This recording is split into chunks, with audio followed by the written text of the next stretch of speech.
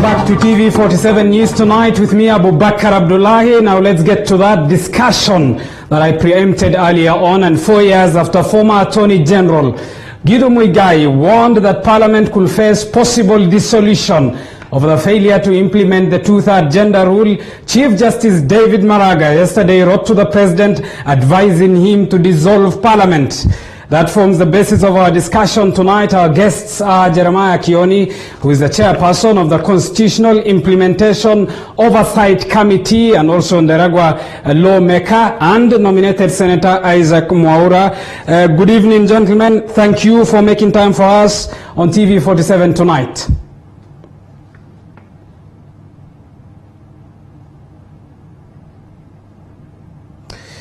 All right, as a viewer, your voice matters. Keep talking to us, and as a message on 22047, the hashtag to use is TV47 News. You can be part of that discussion. The question we are asking you tonight is, should President Uhuru Kenyatta go ahead following the advisory of the Chief Justice David Maraga and dissolve Parliament? Talk to us.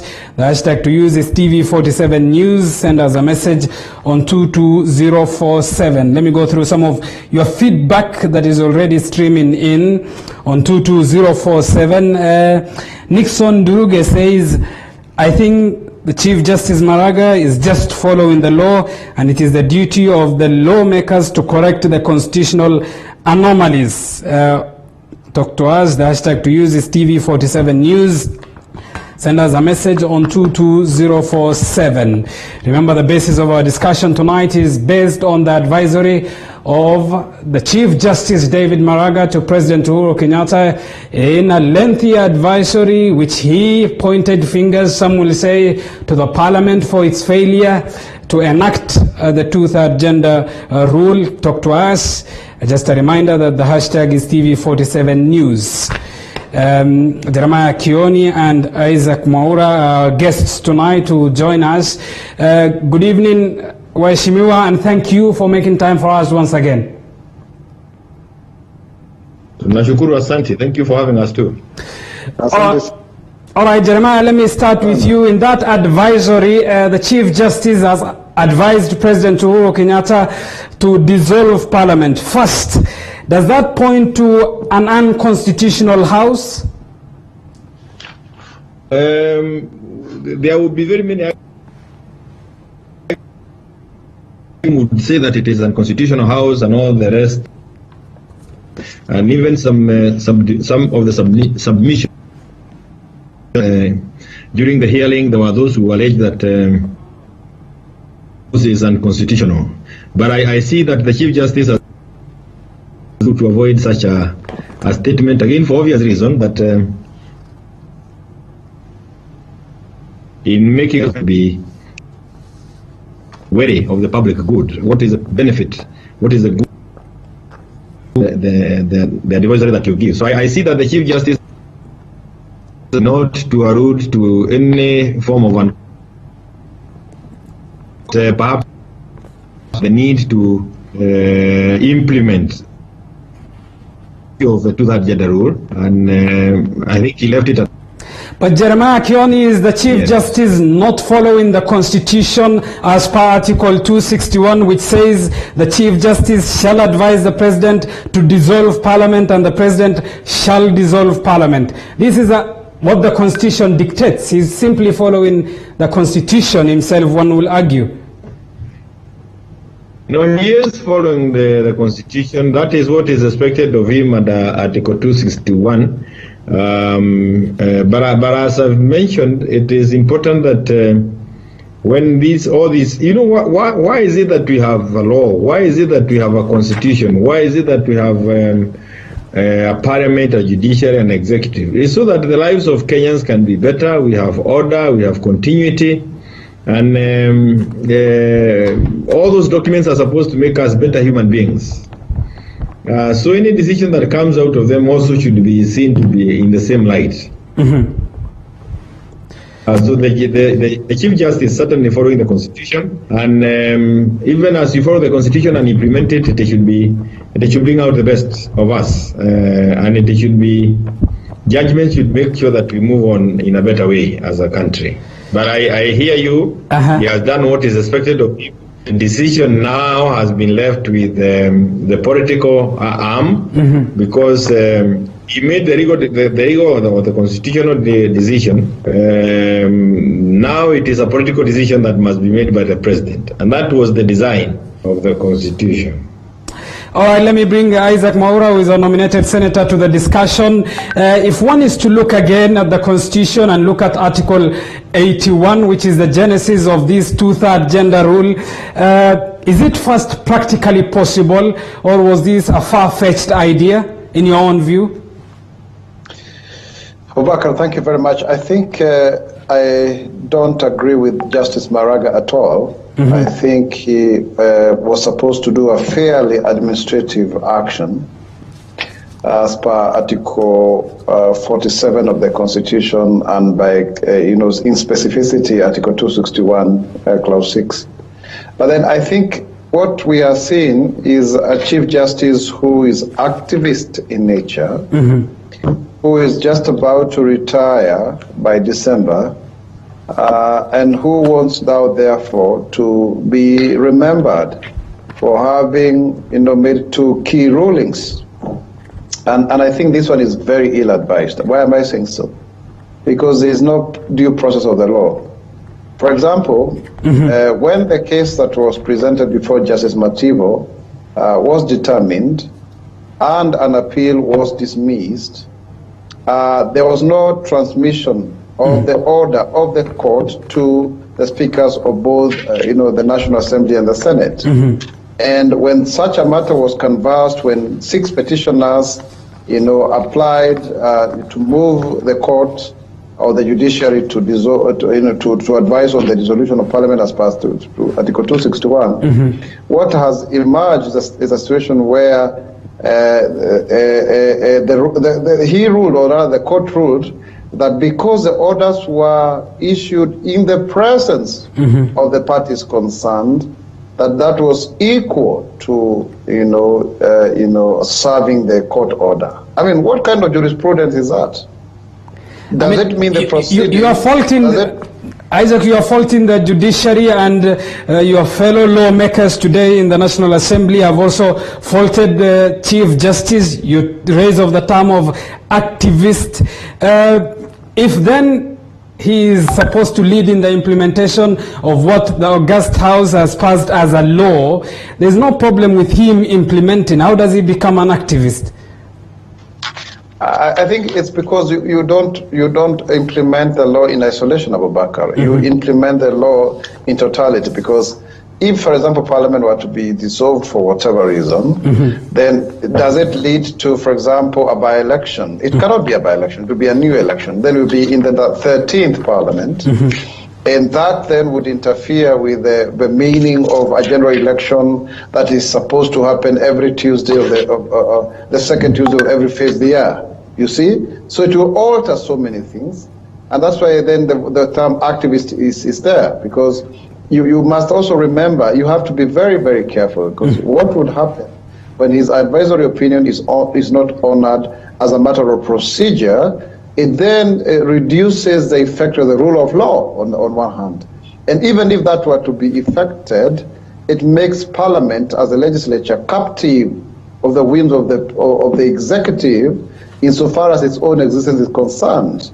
So, and you remember that there is no recourse for Article 261, because even if this Parliament were to be dissolved, then it doesn't necessarily mean that the one that will be constituted by dint of election you would accede to Article 81B. And by the way, not just Article 81B, but C, and also Article 100. And further to it, there's a way in which you need to be careful when you're making such judgments, because on one hand, you have also to remember that, one arm of government is interdependent of the other. All right. So if then you are to do that, then it would also affect the judiciary in terms of its own appropriation. It would affect even some of the things that we are doing with regards to the executive implementing of its own programs. You talk of the trickle. Isaac Mwaura, you talk of the trickle-down effect. We will come to that a little bit later in this discussion. But let me bring back Jeremiah to the discussion. Today, on the floor of the House, you said, and I quote, the Constitution that we have is by and large a product of activism, and we must be careful that the implementers of the Constitution should not be activists. End of quote. Are you suggesting then that the lead judge, the Chief Justice, David Maraga, is an activist, Jeremiah? I think the import of that statement is that we certainly are not just within Kenya, but across the world, we have judicial activism, and it's not a bad thing. It's not a bad thing to have judicial activism, but given that our constitution, and we all are aware, because many of those who are in parliament, even if they did not take part in fighting for the new constitution or enactment of the new constitution, while up and about, they can remember that we went through some very difficult times as a country. And we really needed the activists to continue the fire, to keep the fire burning. So we have a constitution that was brought forth through a lot of activism. And having said that, I think we can benefit from this constitution perhaps in a better way if we now have people who are readers as opposed to activists, even political leaders who are not just out for populism, because it requires some soberness. It requires some wisdom. It requires a lot of wisdom, not some wisdom. It requires a lot of wisdom in interpreting and implementing the various articles of the Constitution. And when you say that, I think you need to pay attention to what the Senator Mwaura was speaking about. How did we get here? Even as we say that the Chief Justice really did as is expected to do at Article 61, is how did we get here?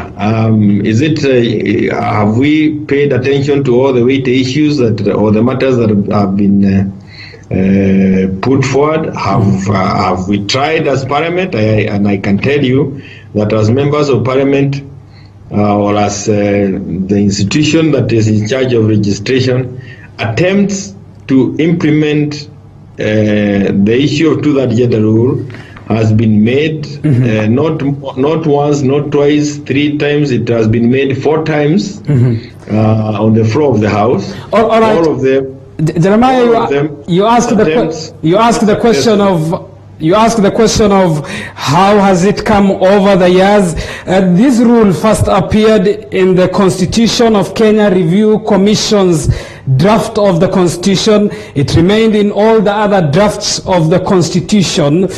And its failure is what now the Chief Justice has advised the President to base his argument in dissolving the Parliament is.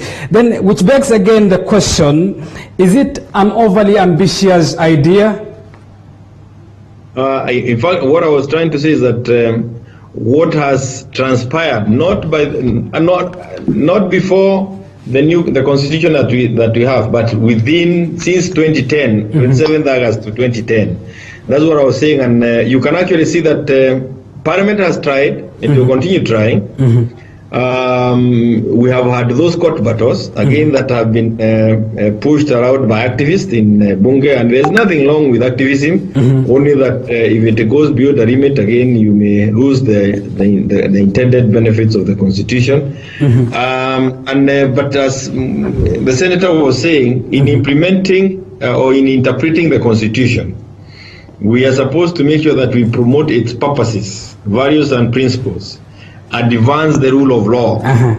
When you have this kind of a judgment or advisory opinion, and like for example, if Parliament is sent home by the President in the coming days, have we advanced the rule of law? Are we likely to get things done in a legal way, or we now have to kind of almost declare a state of emergency so that the President is able to do things without coming back to Parliament because the Parliament is not there? How does the country continue functioning at this time?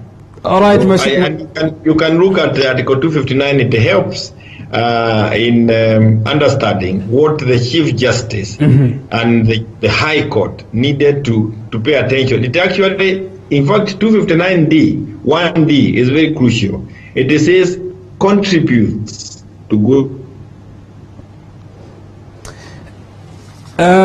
All right, let me bring Isaac to the discussion. Credit to Parliament. 4 times Parliament has tried to enact this law, once in 2016, 2018, the recent one in 2019, another one 1 year just after the promulgation of the Constitution, as well as February 2017. 4 times, 4 fair trials.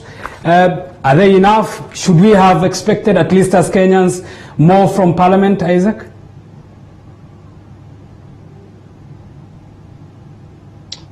Yeah, current Parliament attempted, and Honorable Kioni has put it very well. If Parliament attempted to legislate, there were bills on the floor of the House, majority of the members felt on the contrary opinion. Does that amount to a defiance of the Constitution? And that's question number 1. Question number 2, really, let us not also do what you call selective application of the law. Because while, if you look at Article 81, A, it says that we have freedom to make choices and to determine our own political choices. Then B talks about the principle that not more than 2/3 of members in elected positions be of the same gender. And then C talks about fair representation of people with disabilities.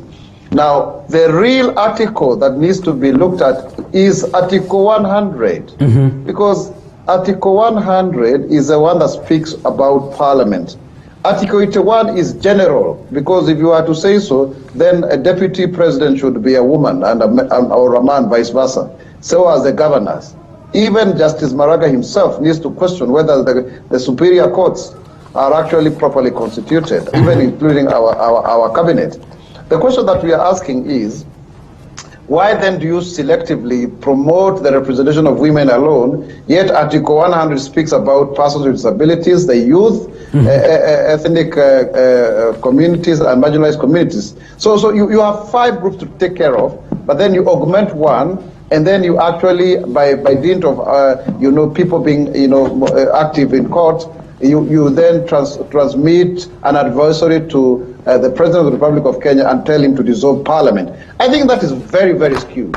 Because in my opinion, even when I was to look at it procedurally, there is no compulsion as to occasion that Parliament should be the only arm of government or organ of administration that then should be looked into, and if then it is not compliant, it should be dissolved. I think that is Isaac, the Constitution is proverbially clear on it, isn't it? Article 261(7), if Parliament fails to enact laws in accordance with an order under Clause 6, B says the Chief Justice then shall advise the President to dissolve. It is Parliament that the Constitution points fingers in enacting these laws. Not at all, because currently as we speak, we have 2 bills in the Senate. One from the National Assembly, I think it came from Honorable Kioni's committee, if I'm not wrong, about the Special Interest Groups Bill. And that one is actually as to speak to Article 100. I find it a little bit woolly. Maybe we can take this opportunity to beef it up because it doesn't quite, give what we were expecting. I had actually come up with an amendment to provide for proper delineation of the 12 nomination slots in the National Assembly as to occasion 6 men and 6 women, and then 4 people with disabilities, 4 youth, and all of that. But that did not see the light of day because then it was part of the security laws amendment that were caught up in the last shenanigans of the passions of the last Parliament. But having said that, there's also another law proposed by Farhia Senator and Mutula Kilonzo of the same. So the Parliament has not failed in instituting legislation that would occasion acceding to the provisions of the Constitution. So therefore, you cannot say we have failed to acquiesce in our responsibility. And further to all right. The question answered.